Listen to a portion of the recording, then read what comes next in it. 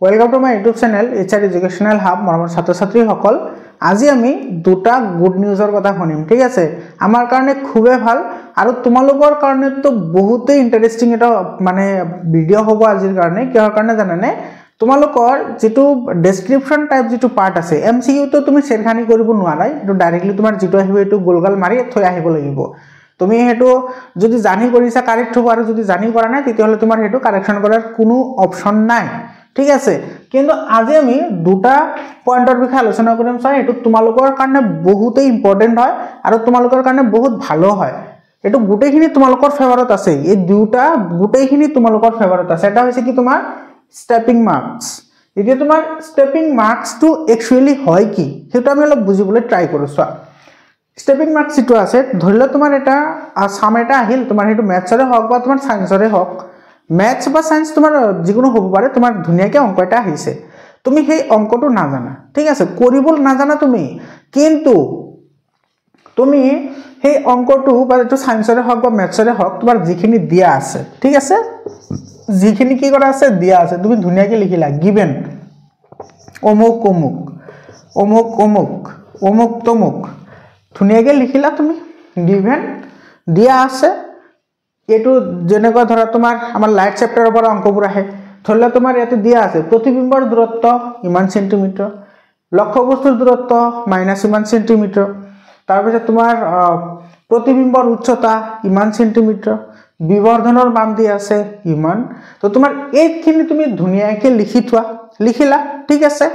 আৰু তুমি কি কৰিলা তোমাৰ ইয়াতে তোমাৰ কি দিয়া থাকিব তোমাৰ যেটো ফৰ্মুলা আছে না তোমাৰ ফৰ্মুলা দাপোনৰ এটা ফৰ্মুলা আছে 1/v - 1/u = 1/f সেই ফৰ্মুলাটো তুমি ধুনিয়াকে লিখি থৈ আহা ঠিক আছে ধুনিয়াকে লিখিলা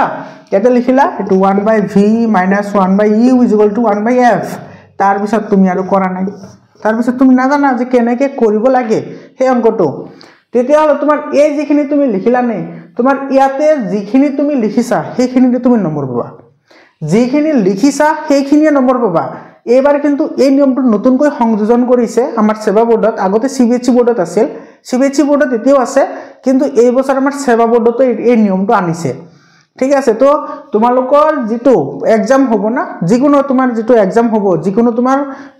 চ্যাপ্টাৰে হওক বা সাবজেক্টে হওক তুমি হেতুত এনসাৰটো কিতেও এৰি থোৱাত নাই ঠিক আছে এৰি থৈ হাত নাই একেবাৰে লাড্ডু মাৰি এৰি থৈ নাহু মানে কিতেও এৰি থৈ নাহু আমি লিখিম যিমানখিনি জানো সিমানখিনিয়ে লিখিম বুজি পাইছা নে তুমি যদি থৈ আহা মানে নীল গল আৰু যদি তুমি যিমানখিনি জানিছা সিমানখিনি লিখি থৈ আহিছা এক মাৰ্ক পাবা না তো তোমাৰ তিনিটা কোশ্চেন তুমি নজনা কোশ্চেন আছে তুমি তিনিটা 3 মাৰ্ক পাবা আৰু এই 3 মাৰ্কে তোমাৰ লাইফ চেঞ্জ কৰি দিব পাৰে বুজি পাইছা নে তোমাৰ কম বেছি মাৰ্কৰ যেটো ডিফাৰেন্স হয় বা যেটো তোমাৰ যেটো কম্পিটিশন হয় হেতু কিমান মাৰ্কৰ মাজত হয় 0.0001% মাৰ্কৰ কাৰণে কম্পিটিশন হয় বুজি পাইছা সেই কাৰণে তোমালোকে এইবোৰ কেতেও ইগনোৰ কৰিবলকে কথাই নহয় এইবোৰ সদায় বেটাৰ কৰা আৰু এটা কথা যেহেতু তোমাৰ স্টেপিং মাৰ্ক আছে স্টেপিং মাৰ্ক থকাৰ লগে লগে তোমাৰ কিন্তু ইয়াতে হ্যান্ড ৰাইটিংৰ কথা আহিব হ্যান্ড ৰাইটিং তোমাৰ যদি hand writing better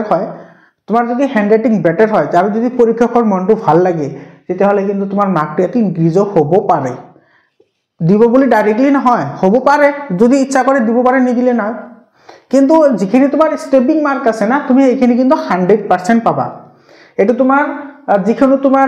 description type এটা কোশ্চনে আহিছে তুমি সেই ডেসক্ৰিপচন টাইপ কোশ্চনখিনিৰ আধাখিনি জানিছা আধাখিনি জানা নাই তুমি এনেকুৱা ভাবিব নালাগে যে আধাখিনি লিখিম আৰু আধাখিনি নিলিখো তুমি সেই আধাখিনি লিখি থৈ আহা আধাখিনি লিখিবা ধুনিয়াকে লিখিবা মাজত গ্যাপ ৰাখিবা সেন্টেন্স এটা লিখোতে তোমাৰ যেটো গ্যাপ থাকিব সেই গ্যাপটো সদায় মেইনটেইন কৰিবা সেই গ্যাপটো মেইনটেইন কৰিবা আৰু যদি প্যাৰাগ্ৰাফ চেঞ্জ কৰিব লাগে প্যাৰাগ্ৰাফ চেঞ্জ কৰিলে যাতে বুজা যায় যে এইটো প্যাৰাগ্ৰাফ ইয়াৰ পৰা ষ্টাৰ্ট হৈছে আৰু এইটো প্যাৰাগ্ৰাফ ইয়াতে শেষ হৈছে এনেকুৱা ধুনিয়াকে লিখিবা তোমালোকে ডেফিনেটলি তোমালোকৰ পাৰ্চেন্টটো ইনক্ৰিজ হ'ব ঠিক আছে নাজানো বুলি বা 50% জানো বুলি তোমাৰ এটো কেতিয়াও এৰি থৈ নাহিবা লিখিবা তোমাৰ স্টেপিং মাৰ্কৰ কাৰণে কিন্তু তোমাৰ মিনিমাম 10 বা 15 মাৰ্ক পৰ্যন্ত তোমাৰ এটো ইনক্ৰিজ হ'ব পাৰে যেটো তোমাৰ মেথৰ ক্ষেত্ৰত যদি এনেকুৱা হয় তোমাৰ ধৰা অংক এটা তোমাৰ ডাউট আছে যে এই অংকটো হ'বনে নাই এনেকুৱা ডাউট থাকে কিছুমান অংক তুমি কি কৰা কৰি থৈ আহা 100% কৰি থৈ আহিবা এৰি থোৱাত নাই তুমি যদি কৰি থৈ আহা না তোমাৰ যিকেটা স্টেপ তোমাৰ কাৰেক্ট হ'ব না গুটেকেটা স্টেপত তুমি মাৰ্ক পাবা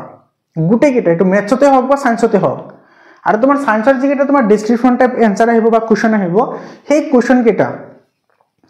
যি জানো যদি চেপ্টাৰ যিমানখিনি পঢ়িছো আৰু কেনেকৈ পঢ়িব লাগে এই বিষয়টো অলৰেডি কোৱাই আছে তোমালোকে ভিডিওবোৰ চাই লবা মই কমেন্ট সেকশনত লিংক দি দিম ভিডিওবোৰৰ তুমি 19 ডেজৰ ভিতৰত কেনেকৈ কমপ্লিট কৰিবা তো তুমি সেইখিনি ধুনিয়াকে মেনশন কৰিবা ধুনিয়াকে লিখিবা হ্যান্ড ৰাইটিংটো অলপমান ঠিক কৰি লিখিবা আৰু যদি তোমাৰ হ্যান্ড ৰাইটিং বেয়া মই এটা তোমালোকক এটা ট্ৰিক শিকাব এতে চোৱা যদি হ্যান্ড ৰাইটিং বেয়া ঠিক আছে প্ৰথম কথা হৈছে তুমি ডিসটেন্স মেইনটেইন কৰা যেটো তুমি সেন্টেন্স লিখিবা সেন্টেন্সৰ মাজত তুমি সদায় ডিসটেন্স মেইনটেইন কৰিবা ডিসটেন্স এনসাৰ শিটত ঠিক আছে ডিসটেন্সটো মেইনটেইন কৰিবা তাৰ লগতে যিকিটো তুমি যেটো ওয়াৰ্ড ইউজ কৰিবা ইয়াতে যেটো শব্দ তুমি ইয়াতে লিখিবা সেই শব্দবোৰৰ মাজৰ গ্যাপটো মেইনটেইন কৰা শব্দবোৰৰ মাজৰ গ্যাপ মেইনটেইন কৰা যাতে তোমাৰ হ্যান্ড ৰাইটিং বেয়া হয় কিন্তু তুমি লিখিছা ধুনিয়াকে পৰিপাটিকে যাতে লেতেৰা নহয় তুমি এনেকে ধুনিয়াকে লিখিছা না তোমাৰ যেটো স্টেপিং মাৰ্ক আছে না তুমি 100% অবটেইন কৰিব পাৰিবা স্টেপিং মাৰ্কটো 100% তোমালোকৰ ফেভৰত হয় তো তোমালোকে এইখিনি কৰিবা ধুনিয়াকে এইখিনি আৰু প্ৰেক্টিস কৰাৰ দৰকাৰ নাই ঠিক আছে যে এনেকুৱা নহয় যে এবোৰ কৰিব লাগিব তেনেকুৱা নহয় কিন্তু তোমাৰ এই কথাটো কিন্তু তোমাৰ প্ৰেক্টিস লাগিব এই কথাটো মানে তোমাৰ যেটো লাইনটো মেইনটেইন কৰা তাৰ পিছত তোমাৰ ওয়াৰ্ডৰ মাজত গ্যাপ মেইনটেইন কৰা তুমি এতিয়া যেহেতু প্ৰেক্টিস কৰি আছাই না তুমি অলপ অলপ প্ৰেক্টিস কৰা এই কামখিনি ঠিক আছে তোমাৰ বহুত কামত লাগিব আৰু ওয়াৰ্ডৰ মাজত যেটো গ্যাপ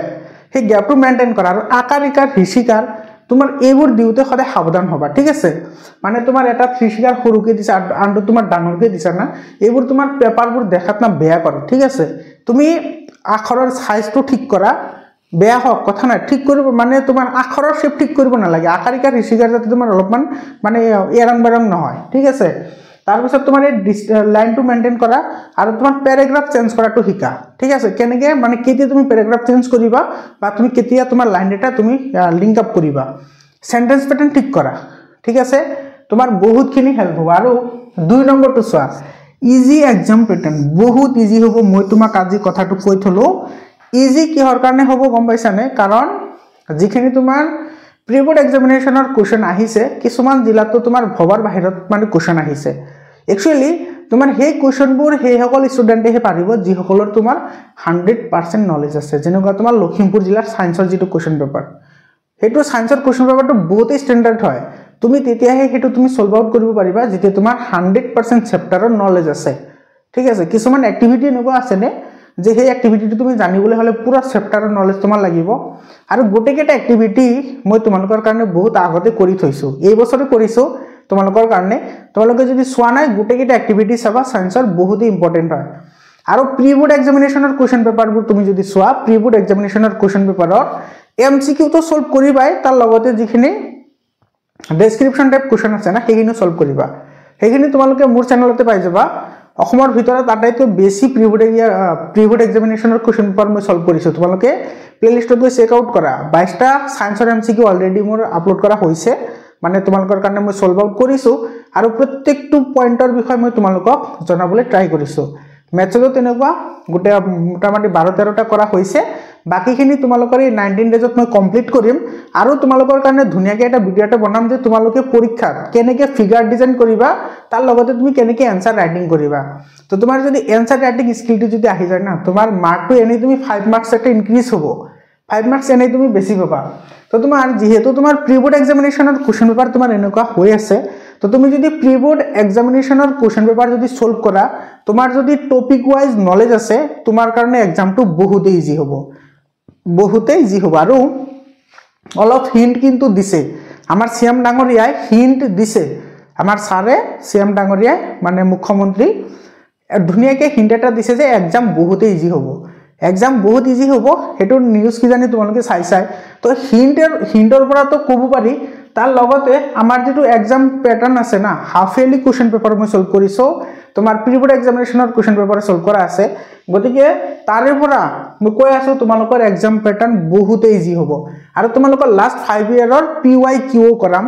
পিওয়াইকিউ মানে তোমাৰ প্ৰিভিয়াস ইয়াৰৰ যিবোৰ কোৱেশ্চন পেপাৰ আছে সেইবোৰ তোমালোকক সলভ কৰাম তোমালোকৰ 100% কনফিডেন্ট এটা আহিব নিজৰ ওপৰত ভৰসা ৰাখা নিজৰ যেটো কাৰ্যদক্ষতা আছে 100% এফিচিয়েন্সি দিয়া তোমালোকে ডেফিনেটলি তুমি সাকসেস হবা নিজৰ ওপৰত ভৰসা ৰাখা বাকি কোনে কি কয় না কয় হিবোৰ তোমাৰ শুনাৰ কোনো দৰকাৰ নাই বাকি ভাৰমে যায় अपना बनता কাম তো দুনিয়া যায় জনতা যায় ওয়ান হয়নে তো তোমাৰ নিজৰ কাম যেতিয়া হৈ যাব না বাকি যি হয় হৈ যাব তো তোমাৰ নিজৰ কামৰ কাৰণে নিজে তুমি এফিশিয়েন্সি হ'ব লাগিব তোমাৰ নিজৰ যেটো ক্যাপাসিটি আছে এই ক্যাপাসিটিটো তুমি ইনক্ৰিজ কৰা স্টেডি হোৱা জেদি হোৱা যে মই এটো কৰিমে তেতিয়া তোমাৰ ডেফিনেটলি তুমি সাকসেস হ'ব তোমাৰ লাইফত মৰমৰ ছাত্ৰ ছাত্ৰী সকল এই দুটা আছিল তোমালোকৰ কাৰণে গুৰুত্বপূৰ্ণ দুটা ভাল খবৰ আৰু বহুতে মানে সুবিধাজনক হয় তোমালোকে এইখিনি প্ৰ্যাকটিস কৰা ঠিক আছে আৰু তোমাৰ প্ৰিভিয়াস ইয়াৰৰ কোৱেশ্চন পেপাৰ তাৰ পিছত তোমাৰ প্ৰি বোৰ্ড এক্সামিনেশনৰ কোৱেশ্চন পেপাৰ গোটেইখিনি ৰেগুলাৰলি চাই থাকিবা তোমালোকে ৰেগুলাৰলি পাই থাকিবা মৰমৰ ছাত্ৰ ছাত্ৰী সকল থ্যাংক ইউ